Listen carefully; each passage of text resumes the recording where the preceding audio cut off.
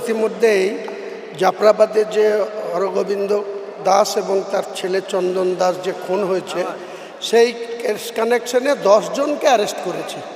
10 জনকে অ্যারেস্ট করেছে এবং রাজ্য প্রশাসন যথেষ্টভাবেই এটাকে যারা অপরাধী, যারা এই নৃশংস ঘটনা ঘটিয়েছে তাদের শাস্তির জন্য যথেষ্টই রাজ্য সরকার তৎপর এবং রাজ্য সরকারের জঙ্গিপুর পুলিশ পিডির যথেষ্টই তৎপরতার সহিত তারা বিচার পাবে এবং অপরাধীরা সর্বোচ্চ শাস্তি পাবে। কাজেই অনারেবল বিচারপতি আমার মনে হয় যেটা এটাকে অ্যাভয়েড করেছেন, খুব ভালো কাজই করেছেন। সুতি, শামশেরগঞ্জ এবং ফারাক্কা মিলে নতুন সাব ডিভিশন হচ্ছে ঘোষণা করলেন মুখ্যমন্ত্রী। খুব ভালো হবে।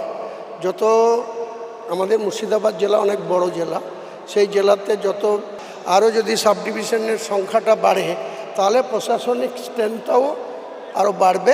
সেক্ষেত্রে আইন শৃঙ্খলার অবনতি বা যে ধরনের ইনসিডেন্ট কোনো সময় ঘটলে সেটা তৎপরতার সহিত প্রশাসন